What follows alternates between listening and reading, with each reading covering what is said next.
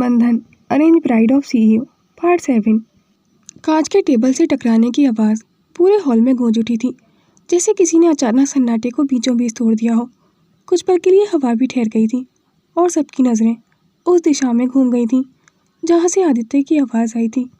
कशिश फर्श पर गिरी हुई थी, उसके बाल चेहरे पर बिखरे हुए थे और उसकी सांसें किसी अधूरे शब्द की तरह हाँफ रही थीं। टेबल से टकराने की वजह से उसकी कौनी और कमर के पास लाल निशान उभर आए थे, त्वचा जैसे जल रही हो। उसने कांपते हाथों से उठने की कोशिश की, लेकिन पैर डगमगा गए थे। एक बार फिर दूसरी बार, पर कमर में चोट लगने की वजह से वो हिल भी नहीं पा रही थी। नयनतारा कुछ पल के लिए बिल्कुल स्थिर खड़ी रही थी, पर जैसे ही उसने आदित्य को कशिश के करीब आते देखा, उसके चेहरे पर नकली चिंता की लकीरें उभर आई थीं। ओह नो कशिश, तुम गिर कैसे गई? देखकर चला करो ना। वो झुककर उसके पास आई, पर उसकी आंखों में जीत की खुशी झिलमिला रही थी। कशिश को उसके इस तरह गिरगिट की तरह बदलने पर कोई हैरानी नहीं हुई थी। वो हर बार ऐसे ही नाटक करके बच निकलती थी। उसने कशिश को उठाने की कोशिश करते हुए कहा, देखा आदित्य, ये लड़की कितनी लापरवाह है, खुद ही मेरे से टकरा कर गिर गई। कशिश के होंठ कांप गए थे।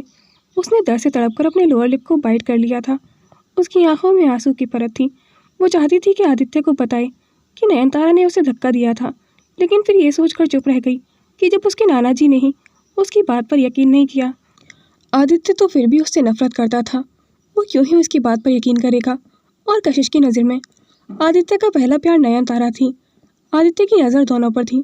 उसकी नज़रों में गुस्सा उमड़ आया था कशिश को दर्द से तड़पते देखकर। बस नयनतारा, उसने धीमे मगर भारी स्वर में कहा। उसकी आवाज़ इतनी ठंडी और गहरी थी कि हॉल का हर इंसान कुछ पल के लिए सांस को रोक गया था। नयनतारा हिचक कर बोली, आदित्य तुम गलत समझ रहे हो, मैं तो बस। स्टॉप। उसकी आवाज़ ने उसकी बात बीच में ही काट दी थी। आदित्य एक पल भी गवाए बिना झुका और उसे अपनी बाहों में उठा लिया था। आदित्य को कशिश की परवाह करता देख तारा जल भुनकर राख हो गई थी। चलो, आदित्य ने उसे अपनी बाहों में उठाते हुए कहा, उतनी ही नरमी से जैसे किसी बच्चे को चोट लगने पर दिलासा दे रहा हो। कशिश ने कुछ बोलने की कोशिश की, मैं ठीक, लेकिन शब्द दर्द से लगभग डूब गए थे। उसने अपना एक हाथ आदित्य के कंधे पर रखा और उसे कसकर होल्ड कर लिया था। आदित्य कशिश को वहाँ से ले जाने लगा था, तभी पीछे से नयनतारा की आवाज़ गूंजी, आदित्य मैं भी चलती हूँ। ज़रूरत नहीं है। सिर्फ 2 शब्द, लेकिन उनमें ऐसा ठहराव था कि तारा वहीं थम गई थी। आदित्य कशिश को लेकर अपने कमरे की ओर बढ़ गया था। कॉरिडोर में उसके कदमों की आवाज़ और कशिश की हल्की सिसकियाँ एक साथ गूंज रही थीं। कमरे में पहुंचते ही उसने दरवाज़ा धीरे से बंद किया और कशिश को काउच पर बैठा दिया था। उसकी सांसें अभी भी अनियमित थीं, चेहरा फीका पड़ चुका था। कशिश, तुम इतनी लापरवाह कैसे हो सकती हो? वो झुका और तेजी से साइड टेबल का ड्रॉअर खोला। अंदर से फर्स्ट एड बॉक्स निकालते हुए उसके चेहरे पर एक बेचैनी थी, ऐसी जो उसके सख्त चेहरे पर शायद ही कभी दिखती थी। वो वापस उसके पास आया। आदित्य ने उसके पास बैठते हुए तुरंत उसकी कोहनी थामी। वहाँ खून की हल्की बूंदें थीं। बिना कुछ कहे उसने कशिश के कुर्ते का बाजू हल्का सा ऊपर कर लिया था, पर जैसे ही बाजू ऊपर उठा, लाल जख्म देखकर उसकी आंखों में गुस्सा और दर्द एक साथ चमक आए थे। खून की हल्की बूंदें अब भी निकल रही थीं। वो आदित्य को इतना करीब देखकर पीछे हटने लगी थी, पर दर्द से हल्का करा उठी थी। कमर दर्द की वजह से वो मूव नहीं कर पा रही थी। उसकी आंखों में गहरा साया उतर आया था। कहाँ दर्द है? आदित्य ने बहुत धीमी आवाज में पूछा। कशिश ने कुछ पल के लिए उसे देखा, फिर फुसफुसाई, जहाँ जहाँ आप देख नहीं सकते। उसने अपने दिल पर हाथ रखकर हल्की नाराजगी से कहा। आदित्य की उंगलियां भी उसकी कोहनी के पास थीं। आदित्य के हाथ थम गए थे। एक पल को ऐसा लगा जैसे हवा भी कमरे में सिमट गई हो। उसकी निगाहें धीरे धीरे कशिश के चेहरे पर उठीं। वही हल्की सी कुड़ी और आवाज़ लगभग फुसफुसाहट जैसी थी। वॉट आर यू सेइंग कशिश? कशिश ने जैसे खुद अपने ही शब्द सुने हो। उसकी आंखें चौड़ी हो गई थीं और सांसें अटक गई थीं। मेरा मतलब। उसने जल्दी से नजरें झुका ली। बालों की लट चेहरे पर आ गिरी थी। हड़बड़ाहट में उसकी उंगलियां सोफे के कोने को कस गई थीं। वो कोहनी में लगी है। उसने बामुश्किल मुस्कुराने की कोशिश करते हुए कहा, वहीं दर्द है। आदित्य ने कुछ नहीं कहा, बस कुछ सेकंड तक उसे देखा, जैसे वो समझने की कोशिश कर रहा हो कि कशिश की बात का मतलब क्या था। फिर वह हल्के से सिर झटकते हुए बोला, हाथ सीधा करो, कांच अंदर तक गया है। उसकी आवाज़ अब फिर से सामान्य थी। कशिश ने धीरे से हाथ आगे बढ़ाया, लेकिन उसका दिल अब भी तेज धड़क रहा था, हर धड़कन जैसे उसे एक गलती पर धुन बजा रही हो। आदित्य ने एंटीसेप्टिक उठाया, कॉटन में डुबोकर उसके कोहनी के पास लगा दिया था। दर्द की जलन से कशिश के होठों से हल्की कराह निकल गई थी। कशिश ने उसकी नज़रों से नज़रें चुराई और धीमे से बोली, आप रहने दीजिए, मैं खुद कर लूँगी। आदित्य ने उसके हाथ को थाम लिया था, मजबूती से, लेकिन उतनी ही कोमलता से भी कि उसे दर्द ना हो। चुप रहो, उसने झुंझलाते हुए कहा, हमेशा यही करती हो, पहले गलती करो और फिर जिद पकड़ लो। खुद से कुछ ठीक नहीं कर सकती तुम, और दूसरों की बात भी नहीं सुनती हो। कशिश का दिल जोर से धड़क उठा था। उसकी आंखों में आंसू तैर गए थे, लेकिन उसने कुछ नहीं कहा। वो बस उसकी पकड़ से बचने की कोशिश करती रही थी। आदित्य, दर्द हो रहा है, उसने धीमी आवाज़ में कहा। तो होने दो, आदित्य ने गुस्से में कहा, लेकिन उसकी उंगलियां कांप रही थीं। जब उसने कॉटन में एंटीसेप्टिक लगाया। तुम्हें तकलीफ सिर्फ तब क्यों समझ आती है जब देर हो जाती है। हमेशा अपनी लापरवाही से चोट लगा लेती खुद को। उसका स्वर अब धीमा था। कशिश अब भी हल्की सिसकियों के बीच कह रही थी, आदित्य प्लीज़ थोड़ा आराम से। आदित्य उसकी कोहनी के कांच के टुकड़े निकालने की कोशिश कर रहा था। आदित्य ने बिना कुछ बोले फिर से उसके जख्म पर फूंक मारी। कमरे में सन्नाटा था, बस उनकी सांसों की आवाज़ गूंज रही थी। आदित्य ने आखिरी पट्टी को बांधते हुए गहरी सांस ली। उसकी उंगलियां अब भी हल्की हल्की कांप रही थीं, शायद गुस्से के असर से या शायद उस स्पर्श के असर से जो अभी भी हथेलियों पर रह गया था। अब दर्द नहीं होगा, उसने धीमे से कहा, लेकिन उसकी आवाज़ में एक अजीब सी थकान थी। कशिश ने हल्का सा सिर झुकाकर हम कहा, पर उसकी पलकों के नीचे अब भी आंसू चमक रहे थे। आदित्य ने नज़रें नीचे की, फिर कुछ सोचते हुए बोला, पीठ पर भी चोट लगी है ना? कशिश का दिल एकदम से रुक गया था। वो हकलाई, नहीं, बस थोड़ा दर्द है, ठीक हो जाएगा। डोंट बिहेव लाइक दिस कशिश। उसकी आवाज़ सख्त थी, एकदम उतनी ही गहरी जितनी उसकी नज़रें। कुर्ता हटाओ। कशिश ने झट से उसकी ओर देखा। नहीं, वो वहाँ तो, वो हड़बड़ाई, वहाँ पर तो मैं जमुना आंटी से। इनफ। आदित्य पीछे हटने के बजाय उसके पीछे जाकर खड़ा हो गया था। कशिश घबराकर पलटी, आदित्य आप। लेकिन उससे पहले ही उसने धीरे से उसकी कमर के पास के कुर्ते का किनारा पकड़ा और ऊपर उठा दिया था। कशिश ने सांसें रोक ली थीं। उसकी पीठ पर नीले और लाल निशान थे, जो कि मेज़ के टकराने की वजह से छिल गई थी। आदित्य की आंखें कुछ पल को वहीं ठहर गई थीं। उसका गला सूख गया था। होठों पर जरा सी हरकत हुई, पर शब्द नहीं निकले थे। उसने स्प्रे उठाया और बहुत धीमी आवाज़ में कहा, थोड़ा ठंडा लगेगा। जैसे ही ठंडी बूंदें उसकी गर्म त्वचा से टकराईं, कशिश के शरीर में एक हल्की सी कपकपी दौड़ गई थी। उसकी उंगलियां सोफे के कुशन को कसकर थाम चुकी थीं। आदित्य, उसने बहुत धीरे, लगभग फुसफुसाते हुए कहा। आदित्य ने स्प्रे करते हुए कोई जवाब नहीं दिया था, लेकिन उसका चेहरा अब कुछ इंच की दूरी पर था। उसकी सांसें कशिश की गर्दन से टकरा रही थीं और कमरे में एक अजीब सी गर्मी घुल गई थी। कशिश ने धीरे से कहा, बस हो गया ना? वो कुछ पल तक यूं ही खामोश बैठा रहा, फिर बहुत धीरे से अपनी हथेली उसके कंधे के नीचे रख दी थी। कशिश ने झटके से सांस ली। आदित्य, रहने दीजिए, मैं। वो आदित्य को रोकना चाहती थी। हिलना मत, आदित्य ने धीमे मगर ठहराव से भरी आवाज़ में कहा। उसकी उंगलियां बहुत नरमी से उसकी चोट के पास घूमने लगी थीं। आदित्य की उंगलियों की छुअन महसूस करते ही कशिश की आंखें बंद हो गई थीं। हर बार जब उसकी उंगलियां जख्म के आसपास रुकतीं, उसकी सांसें अनजाने में ही गहरी हो रही थीं। उसने खुद को संभालने की कोशिश की, लेकिन जैसे हर बार वो एहसास उसे अपनी ओर खींच रहा था। उसने नीचे के होठ को दांतों से हल्के से दबा लिया था, जैसे उस दर्द और एहसास दोनों को एक साथ रोक लेना चाहती हो। कशिश की सांसें अब भी आने में थीं। स्प्रे की ठंडक उसके जख्म से ज़्यादा भीतर तक उतर रही थी। एक ऐसा एहसास जिसे वो चाहकर भी नहीं रोक पा रही थी। आदित्य का हाथ अब भी उसकी पीठ पर था, पहले सिर्फ जख्म के पास, फिर अनजाने में थोड़ा और नीचे। उसकी उंगलियां बस हल्के से उसको छू रही थीं, लेकिन उस छुअन में इतनी तपिश थी कि कशिश का पूरा शरीर सिर उठा था। वो पलटने लगी, लेकिन जैसे ही उसकी नज़र आदित्य से टकराई, वो ठिठक गई थी। दोनों के बीच बस सांसों की दूरी रह गई थी। कमरे में अब भी सन्नाटा था। कशिश की पलकें उसकी नज़दीकियों से काँप रही थीं और आदित्य की आंखों में अनकहे जज्बात तैर रहे थे, जिन्हें वो खुद भी समझने को तैयार नहीं था। उसका चेहरा अब कशिश के इतना पास था कि उसकी सांसें उसकी त्वचा को छू रही थीं। कशिश ने हौले से पलकें झुका ली। उसकी उंगलियां अब भी कुशन को थामी हुई थीं, लेकिन वो खुद को रोक नहीं पा रही थी। उसकी सांसें, उसकी धड़कनें, सब जैसे आदित्य की हर हरकत के इर्द गिर्द बन चुकी थीं। आदित्य का हाथ अब उसके कंधे से हटकर उसके गालों पर आ गया था। वो कुछ सेकंड तक वहीं ठहरा रहा, फिर धीरे धीरे उसका चेहरा अपने और करीब कर लिया था, इतना कि कशिश के होंठ उसकी सांसों को महसूस करने लगे थे। बस एक पल को लगा कि शायद अब वो फासला मिट जाएगा। कशिश ने आंखें बंद कर ली। आदित्य के होंठ उसके होठों से कुछ इंच की दूरी पर ठहरे हुए थे। उसने कशिश के चेहरे से बालों की लट हटाई। उंगलियां उसके गाल के पास रुक गई थीं। कशिश की आंखें अनायास ही बंद हो गई थीं, जैसे वो खुद को उस एहसास के हवाले करने वाली हो। कमरे की हवा थमी हुई थी, दीवारों पर सांसों की गूंज, और उनके भीतर उमड़ता हुआ एहसास ऐसा था कि जिसे दोनों नकार नहीं पा रहे थे। लेकिन अगले ही पल आदित्य जैसे झटके से पीछे हट गया था। उसने तेजी से सांस ली और अपनी हथेली झट से पीछे खींच ली। इनफ। उसकी आवाज़ भारी और रूखी थी, जैसे वो अपने ही दिल पर लगाम कस रहा हो।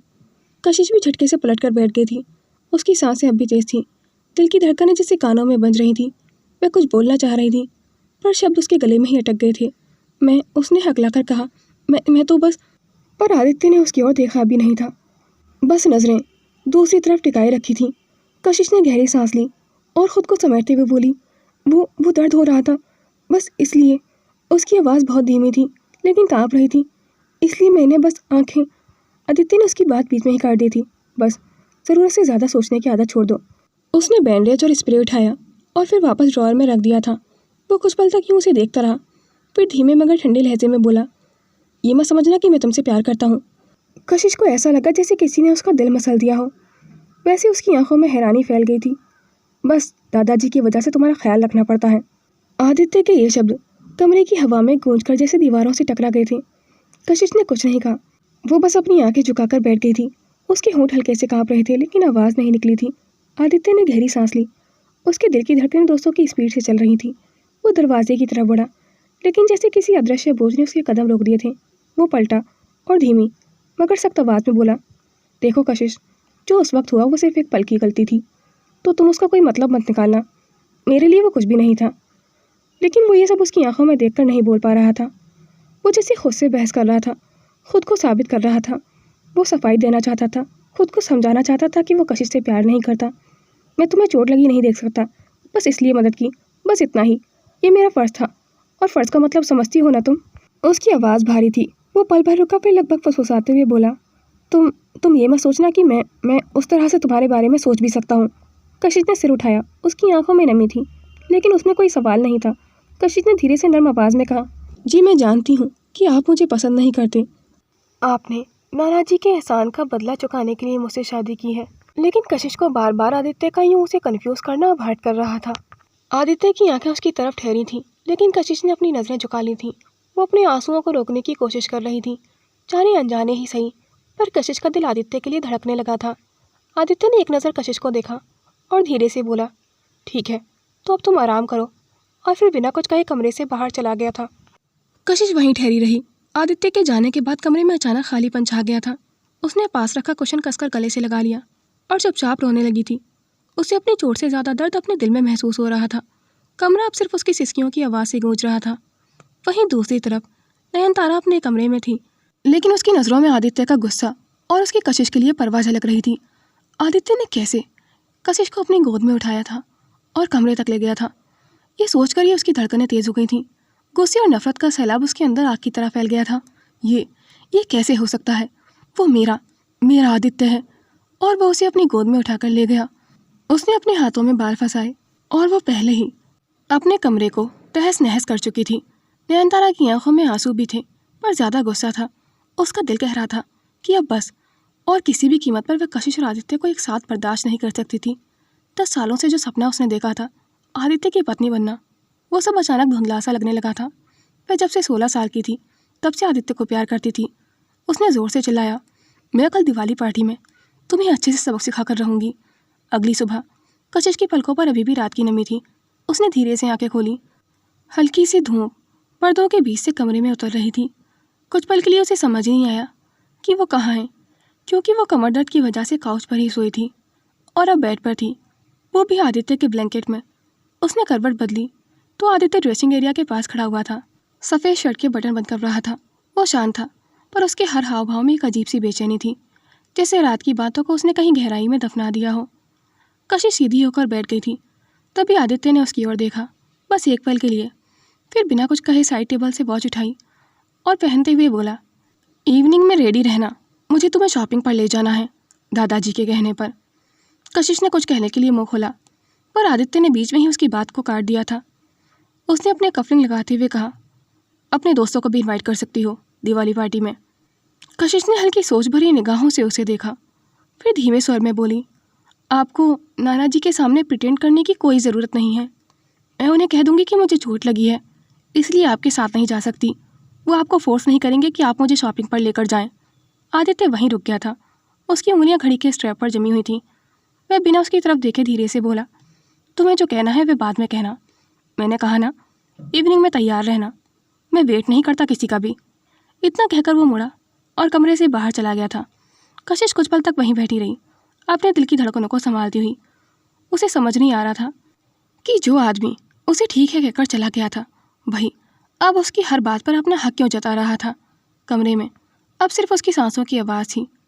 उसने गुस्से से अपने बालों पर हाथ फेरते हुए कहा, अगर सब कुछ नाना जी के लिए ही करना है तो इतना हक क्यों जताते हैं? मैं बिल्कुल भी नहीं जाऊंगी आपके साथ। आप जाइए मेकअप की दुकान नयनतारा के साथ। आपका पहला प्यार जो है वो। मैं मैं तो गलती से आप दोनों के बीच आ गई। कशिश ने ठान लिया था कि वो अब आदित्य के साथ नहीं जाएगी, और शाम होने तक कशिश ने कई बहाने बना लिए थे ताकि उसे आदित्य के साथ नहीं जाना पड़े। कभी कहा सिर दर्द है, तो कभी कहा ज़्यादा चल नहीं पाऊंगी, पर आदित्य जैसे उसकी हर बात को पहले से जानता था। उसने शांत नज़रों से उसकी ओर देखा, फिर अपने फ़ोन पर कुछ टाइप करते हुए बोला, तैयार होकर पोर्च में पहुँचो। उसने हुक्म भरे लहजे में बोला। कशिश रविशंकर जी के कहने पर पैर पटकते हुए मजबूरी में उसकी कार में आकर बैठ गई थी। इस वक्त कशिश ने सी ग्रीन ट्राउज़र सूट पहना था। रास्ते भर दोनों के बीच सन्नाटा रहा। बस कार के शीशों के बाहर शहर की रोशनी झिलमिला रही थी। मॉल में एक प्राइवेट बुटीक में पहुंचकर आदित्य ने सीधे मैनेजर से कहा, show me something elegant black. कुछ ही मिनटों में सामने रैक पर एक खूबसूरत ब्लैक लहंगा, उस पर बैकलेस ब्लाउज और डपलिंग वर्क सजा हुआ था। कशिश को वो लहंगा पहली बार में ही बहुत पसंद आ गया था। आदित्य ने उसकी नज़रों की चमक को बहुत बारीकी से नोटिस किया था, लेकिन कशिश को सिर्फ ये शो कर रहा था कि उसे शॉपिंग में कोई इंटरेस्ट नहीं है। लेकिन जैसे ही कशिश ने उस लहंगे का प्राइस टैग देखा, वह अचानक पीछे हट गई थी। ये तो बहुत। आदित्य ने बीच में उसके लफ्ज़ों को रोक दिया था। Try it. वो कुछ पल उसके चेहरे को देखती रही, फिर धीरे से बोली, आदित्य ये सब ज़रूरी नहीं है, मैं वार्डरोब से निकाल कर ही कुछ पहन लूँगी। बहुत सी ड्रेसेस हैं जिन्हें मैंने अभी पहना भी नहीं है। उसके शब्द आधे रह गए थे क्योंकि आदित्य ज्वेलरी सेक्शन से अब तक उसके लिए डायमंड नेकलेस और मैचिंग कंगन का सेट चुन चुका था। फिर उसने काउंटर की ओर इशारा करते हुए कहा, pack these all of them. कशिश जब और रोक नहीं सकी थी, वो घूमकर उसकी तरफ आई। आंखों में गुस्सा साफ था। आप पागल हो गए हैं क्या? एक दिवाली पार्टी के लिए 2 मिलियन का लहंगा और ये 5 मिलियन का नेकलेस। वो थोड़ा ज़ोर से बोली, आप इतने पैसे एक दिन में ही बर्बाद कर देंगे? आदित्य ने शांति से उसकी आंखों में देखा। पैसा वहाँ खर्च होते हैं जहाँ मन चाहता है। फिर एकदम उसके करीब आकर फुसफुसाया, और जहाँ मन हो वहाँ कीमत मायने नहीं रखती। कशिश का चेहरा लाल पड़ गया था गुस्से से। उसने जल्दी से मुंह फेर लिया, पर उसकी उंगलियां अब भी कांप रही थीं। उसके गुस्से के पीछे भी एक कसक सी उतर आई थी। कशिश ने धीमे से निगाहें झुका ली थीं। अंदर कहीं कुछ चुभ रहा था उसे। उसके दिल में जैसे ये चमकती रोशनी और महंगे कपड़ों के बीच अचानक अंधेरा उतर आया हो। वो मन ही मन सोच रही थी, इतने पैसों में तो आश्रम के सारे बच्चों के लिए कपड़े, जूते और मिठाइयाँ आ जाती, और कितने सारे खिलौने आ जाते। दिवाली की पूरी शाम उनकी आंखों में भी खुशी की चमक होती। ये सोचकर उसका दिल कस गया था। उसे याद आया वो पुराना आंगन जहाँ वो हर साल आश्रम के बच्चों के साथ मिलकर दियों को सजाती थी, और उन्हें बस मिठाई के नाम पर, बस बूंदी का लड्डू मिलने पर उसे कितनी खुशी होती थी। आज सब कुछ उसके पास था, फिर भी उसे जैसे कुछ कमी सी लग रही थी। कशिश जिस बुटीक में खड़ी हुई थी वो इंडिया के सबसे फेमस डिज़ाइनर का बुटीक था, और आदित्य ने उसके लिए ज्वेलरी और ये लहंगा खुद ही डिज़ाइन करवाया था अपनी पसंद से। कि एक बिलीनियर की वाइफ सिर्फ 7 मिलियन खर्च करने के बारे में इतना क्यों सोच रही है। आदित्य अभी उसे देख रहा था, उसकी खामोशी पढ़ने की कोशिश कर रहा था। क्या हुआ? उसने धीमे से पूछा। कशिश ने नजरें उठाईं। उसकी आंखों में हल्की नमी थी और आवाज़ रूंधी हुई थी। आप जानते हैं, जितने का आप मेरे लिए लहंगा खरीद रहे हैं, उतने में तो 1000 बच्चों की दिवाली बन सकती है। आदित्य, वो बच्चे जो शायद अभी भी अनाथ आश्रम की दीवारों के पीछे बैठे किसी पुराने स्वेटर में सिमट कर सोच रहे होंगे कि इस बार हमें नए कपड़े मिलेंगे भी या नहीं। मैं जानती हूँ उस इंतज़ार का क्या मतलब होता है। आदित्य ने मुँह सिकोड़ते हुए सख्त नज़रों से उसकी ओर देखते हुए कहा, दुनिया इमोशंस पर नहीं चलती कशिश। जो पास है उसे एंजॉय करना सीखो। और अब तुम अनाथ आश्रम में रहने वाली लड़की नहीं, आदित्य अग्निवंशी की वाइफ हो, तो उसी की तरह बिहेव करना सीखो। कशिश ने उसकी ओर देखते हुए कहा, आपको नहीं पता आदित्य, मुझे आश्रम में नए कपड़े मिलना दिवाली के दिन किसी चमत्कार से कम नहीं होता था। वो पलटकर खुद को आईने में देखने लगी थी। पहली बार था जब वो अपने अपनों के साथ दिवाली मना रही थी। वो मन ही मन बोली, लेकिन शायद आदित्य नहीं जानते कि रोशनी सिर्फ घरों में नहीं, दिलों में भी जलती है। आदित्य ने उसकी तरफ कदम बढ़ाए और उसके हाथों में आउटफिट देते हुए कहा, कशिश ट्राई इट। उसकी आवाज़ में जो ठहराव था, उसे देखने के बाद कशिश उसे मना ही नहीं कर पाई थी। आदित्य ने कार्ड आगे बढ़ाया और उसके लिए नेकलेस और ब्रेसलेट पैक कराते हुए कहा, आज की पार्टी में ये पहनना तुम पर अच्छा लगेगा। उनके बीच फिर भी वही सन्नाटा लौट आया था, मगर इस बार उसमें एक हल्की सी दिल धड़कने की आवाज़ भी थी। किसकी? ये तो शायद दोनों में से कोई नहीं जानता था। कशिश ने लहंगा हाथ में लिया और चेंजिंग रूम में चली गई थी। अंदर जाते वक्त उसने झिझक कर एक बार आदित्य की ओर देखा, फिर दरवाज़ा धीरे से बंद कर लिया था। आदित्य कुछ पल वहीं खड़ा रहा। उसकी नज़रें अनायास ही उस जगह पर ठहरी रहीं जहाँ वो अभी थी। कुछ मिनट बाद दरवाज़ा खुला। कशिश धीरे धीरे बाहर आई। काले रंग का लहंगा उसकी गोरी त्वचा पर और भी निखर रहा था। पीछे की हल्की सी बैकलेस कट में बंधी डोरियां उसके खुले बालों के बीच बस झलक रही थीं। वो झिझकते हुए बोली, कैसा लग रहा है? आदित्य ने एक नज़र रखकर कशिश को देखा। उसकी आंखें जैसे कशिश के हुस्न में पूरी तरह खो गई थीं। बुटीक की रोशनी में कशिश का चेहरा चमक रहा था और वो बस उसे देख रहा था, बिना पलक झपकाए। कशिश ने धीरे से कहा, क्या हुआ? अच्छा नहीं लग रहा है क्या? तभी आदित्य ने गला साफ करते हुए हल्का सा गल्प किया और नजरें नीचे कर ली थी। फिर बहुत कंट्रोल्ड आवाज में बोला, परफेक्ट, दादाजी को अच्छा लगेगा। ये सुनकर कशिश का चेहरा हल्का सा उतर गया था। उसने उम्मीद की थी कि शायद वो कुछ और कहेगा, कुछ जो उसे महसूस कराए कि वो सिर्फ दिवाली पार्टी के लिए नहीं, उसके लिए भी खास है। लेकिन आदित्य फिर से बेरुखी से अपने फ़ोन में बिजी हो गया था। उसने मोबाइल पर नज़र टिकाते हुए कहा, चेंज करके आओ। लेकिन वही जानता था कि उसका दिल कितनी तेज़ स्पीड पर धड़क रहा था, पर वो ये बात मानना ही नहीं चाहता था कि उसका दिल कशिश के लिए धड़कने लगा है। कशिश ने बिना कुछ कहे सिर हिलाया और वापस चेंजिंग रूम में चली गई थी। पर अंदर आईना उसके चेहरे के लाल होते रंगों को छिपा नहीं पा रहा था। उसे अच्छा लग रहा था कि आदित्य ने आज उसके लिए सिर्फ अपनी पसंद की शॉपिंग की थी। कशिश कुछ ही देर में बाहर आ गई थी, पर उसका मन अनाथ आश्रम के बच्चों के बारे में सोचकर बहुत उदास था। आदित्य ने कुछ पल उसे देखा और फिर बिना कुछ कहे कार्ड मैनेजर की ओर बढ़ाया। रैप दिस, उसने कहा, और साथ में बच्चों के लिए 1000 सेट्स ऑफ न्यू क्लॉथ्स भी जोड़ दिए थे। कशिश की आंखों में जैसे दियों की रोशनी झिलमिला उठी थी। उसके चेहरे पर हल्की मुस्कान आ गई थी, जो कि सच्ची थी और पहली बार दिल से थी। उसने चहकते हुए पूछा, आप बच्चों के लिए मिठाइयाँ, खिलौने भी भेजेंगे ना? आदित्य ने उसे देखा, बस कुछ सेकंड के लिए। उसके चेहरे पर कोई भाव नहीं था, बस माथे पर हल्की सी लकीर थी, जैसे वह किसी सोच में डूबा हुआ हो। उसकी इस बेरुखी को देखकर कशिश का दिल फिर से उदास हो गया था। आदित्य ने धीरे से सिर हिलाया, पर शब्दों में कुछ नहीं बोला था। फिर उसने अपना फ़ोन को उठाया और वरदान को कॉल किया और उसे अनाथ आश्रम में कपड़े, खिलौने और मिठाइयाँ डोनेट करने के लिए बोल दिया था। फ़ोन बंद करने के बाद आदित्य कशिश की ओर मुड़ा। अब चलें या कुछ और भी करना है? इतना कहकर वह शॉपिंग बैग कैरी करता हुआ बुटीक से बाहर निकल गया था। कशिश की आंखों में खुशियों की चमक और हल्की मुस्कान थी और वह भी जल्दी से उसके पीछे चल दी थी। अग्निवंशी मैंशन आज रात सचमुच किसी महल से कम नहीं लग रहा था। हर कोने से सुनहरी लाइटें झिलमिला रही थीं। दरवाजे से लेकर पूल साइड तक फूलों की खुशबू बिखरी हुई थी। मीडिया के कैमरे लगातार फ्लैश मार रहे थे और रिपोर्टर्स हर मेहमान पर नज़र गड़ाए हुए थे, क्योंकि ये सिर्फ दिवाली पार्टी नहीं, बल्कि आदित्य अग्निवंशी की पहली पब्लिक इवेंट अपीयरेंस थी। अपनी पत्नी कशिश के साथ कशिश रविशंकर जी के बुलाने पर लॉन एरिया में पहुंच गई थी। लॉन एरिया में जब कशिश पहुंची तो एक पल को पूरा हॉल जैसे ठहर गया था। काले रंग का लहंगा हल्की रोशनी में जादू जैसा चमक रहा था। उसके खुले हल्के कर्ल के बाल कंधों पर बिखरे हुए थे। नीली आंखों में हल्के लाइनर की लकीर और सटल मेकअप उसके चेहरे को एलिगेंट लुक दे रहा था।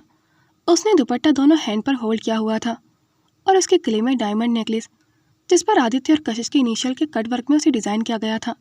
हर कैमरा लेंस उसी पर टिक गया था। आज कशिश आसमान से उतरी हुई अप्सरा जैसी लग रही थी। फोटोग्राफर्स ने उसके सोलो पिक्चर कैप्चर करना शुरू कर दिया था। Mrs Agnivanshi, 1 picture please. लेकिन कशिश जल्दी ही कैमरा से बचकर पार्टी एरिया में आ गई थी। गौरी उसके साथ ही खड़ी हुई थी, हमेशा की तरह चुलबुली मुस्कान लिए। उसने कशिश को पिंच करते हुए कहा, आज तो सबकी नज़र सिर्फ तुम पर है कशिश। खुद को देखो, ऐसी लग रही हो जैसे किसी फिल्म की हीरोइन हो। कशिश उसकी तारीफ करने पर हल्का सा मुस्कुरा दी थी, पर जिसकी नज़रों में वो अपनी तारीफ देखना चाहती थी वो तो अब तक आया ही नहीं था। वह बाहर से शांत थी, पर अंदर उसका दिल तेज़ी से धड़क रहा था। थोड़ी दूर पर रोनित, मोहन, प्रिया और मानसी खड़े हुए थे। कशिश ने उन्हें भी बुलाया था। वे सब हैरान थे उसके इस रूप को देखकर। मांग में सिंदूर, गले में डायमंड नेकलेस के साथ मंगलसूत्र और एक हाथ में चूड़ियाँ और दूसरे में डायमंड का ब्रेसलेट था। प्रिया ने फुसफुसाकर कहा, कसम से कशिश, आज तो आदित्य जीजू तुमसे नज़र हटा ही नहीं पाएंगे। इसी बीच सीढ़ियों से आदित्य उतरा, ब्लैक टक्सीडो में, हमेशा की तरह सख्त चेहरा, पर आज उसकी निगाहों में कुछ और भी था। वो सीधा कशिश की ओर आया, क्योंकि वो जानता था कि मीडिया को यहाँ क्यों बुलाया गया था। चारों तरफ कैमरों की फ्लैश लाइटें चमक रही थीं। कशिश ने एक पल के लिए उसकी ओर देखा। उस निगाह में कुछ अजीब था जिसे कशिश समझ नहीं पा रही थी। आदित्य को कशिश की तरफ आते देख गौरी और उसकी फ्रेंड थोड़ा साइड हो गई थी। आदित्य ने कशिश के पास पहुंचते ही उसे कमर से पकड़ लिया और हल्के से होल्ड कर लिया था। फ्लैश लाइटें चारों तरफ चमक रही थीं। हर कैमरा बेंगलोर के बिजनेस टाइकून आदित्य अग्निवंशी को कैप्चर कर रहा था, वो भी उनकी लेडी लव के साथ। आदित्य खुद को कैमरा की ओर बढ़ाते हुए कशिश को अपने करीब करते हुए बोला, behave like a perfect couple. Aditya की आवाज़ जैसे ही उसके कानों में गूंजी, कशिश का मन अंदर से थोड़ा उदास हो गया था। वह चाहती थी कि आदित्य उसकी तारीफ करे, पूरी पार्टी में बस वही उसे देखे। उसकी आंखों में झलकती बेचैनी उसे रोक नहीं पा रही थी। लेकिन उसने नकली मुस्कान बनाई और आदित्य के साथ फ़ोटो क्लिक कराई। कैमरे की फ्लैशेस में उसकी मुस्कान परफेक्ट लग रही थी, पर उसके अंदर हल्की सी खटास थी।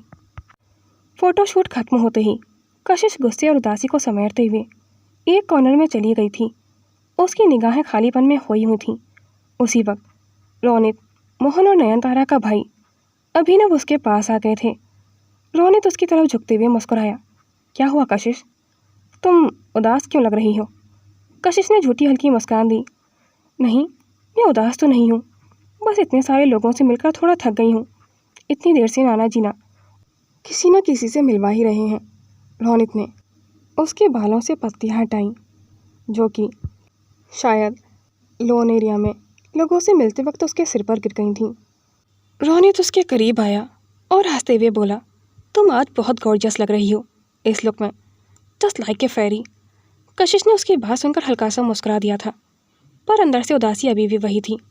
आज उसकी तारीफ उसके सारे कजिन्स ने की थी, अहाना, रागनी, ध्रुव और समर, जो कि आमतौर पर उससे ठीक से बात भी नहीं करते थे। और नयनतारा का भाई अभिनव भी बस बिना पलक झपकाए उसे देख रहा था। कशिश को रोनित के साथ मुस्कुराते हुए देख आदित्य का दिल जैसे आग में जल उठा था। उसकी आंखों में जलन की तीखी चमक थी। एक पल के लिए वो खुद को रोक नहीं पाया। उसके हाथ में वाइन का गिलास था। गुस्से में उसने हाथ झटका और गिलास ज़मीन पर गिरकर टूट गया था। लेकिन म्यूज़िक के साउंड की वजह से कोई गिलास टूटने की आवाज़ को सुन नहीं पाया था। जमुना आंटी के कहने पर एक सर्वेंट ने अगले ही पल उस एरिया को साफ कर दिया था। आदित्य की सख्त निगाहें बस कशिश पर टिकी हुई थी। उसकी जलन इतनी हद तक थी कि उसकी आंखें लाल हो चुकी थीं। कशिश मुस्कुराकर गौरी, प्रिया, मोहन और अभिनव के साथ मुस्कुराकर बात कर रही थी। उसका हंसना परफेक्ट लग रहा था। हर कोई उसकी मुस्कान की तारीफ कर रहा था, लेकिन अंदर से कशिश का दिल भारी था। उसकी नज़रें बार बार आदित्य की तरफ जा रही थीं। आदित्य का चेहरा कड़वाहट और जलन से भर गया था। उसने महसूस किया कि कशिश को देखकर उसका गुस्सा बढ़ता जा रहा है। अपने गुस्से को दबाने के लिए उसने बार टेबल की तरफ बढ़ते हुए एक ड्रिंक उठाई। आदित्य का गुस्सा धीरे धीरे हद पार कर रहा था और उसने एक के बाद एक गिलासों में अपना गुस्सा घोलना शुरू कर दिया था। वो समझ नहीं पा रहा था कि वो प्यार करने लगा है कशिश से या फिर समझना ही नहीं चाहता। कहना मुश्किल था। कशिश का गला सूख गया था। उसे अपनी सांसें बुरी तरह भारी लग रही थीं। वह खुद को रोकते हुए मुस्कुरा रही थी, लेकिन उसके हाथों में हल्की कपकपी थी। तभी अभिनव ने उसके हाथ में जूस का गिलास पकड़ाया। पियो कशिश, उसने हल्की हंसी के साथ कहा। कशिश ने गिलास उठाया और गुस्से और बेचैनी को समेटते हुए एक सांस में जूस पी लिया था। उसकी आंखें तेज़ हो गई थीं, अंदर से आग जल रही थी। उसकी नज़रें नयनतारा और आदित्य पर टिकी हुई थीं, जो कि फुल ऑन आदित्य पर फ्लर्ट कर रही थी। आदित्य का ध्यान अभी पूरी तरह से नयनतारा की ओर था और कशिश का दिल जल रहा था, ये सोचकर कि नयनतारा भी उसके साथ खड़ी हुई थी। उसके चेहरे पर शातिर मुस्कान थी। और तभी नयनतारा ने अपनी चालाकी दिखाते हुए आदित्य की ड्रिंक में धीरे धीरे स्पाइक कर दिया था। नयनतारा की ड्रिंक में हल्का सा असर आदित्य पर होने लगा था, इतना कि अब आदित्य खुद को पूरी तरह से संभाल नहीं पा रहा था। नयनतारा ने मुस्कुराकर उसे संभालने की कोशिश करते हुए कहा, अब मुझे तुम्हें अपना बनाने से कोई नहीं रोक सकता, यहाँ तक कि तुम भी नहीं आदित्य। नयनतारा ने धीमे चालाक लहजे में कहा और वह आदित्य को संभालते हुए सबकी नज़रों से बचकर उसे उसके रूम में ले जाने लगी थी। To be continued. दोस्तों, आपको आज का एपिसोड कैसा लगा? कमेंट सेक्शन में अपनी राय ज़रूर शेयर कीजिएगा। आपका एक प्यारा सा कमेंट मुझे लिखने के लिए बहुत ज़्यादा मोटिवेट करता है। तो प्लीज़ इस स्टोरी को हाइप करें, लाइक करें और कमेंट करें। Thanks for watching. Do like, comment and share this video and subscribe my YouTube channel for more interesting videos.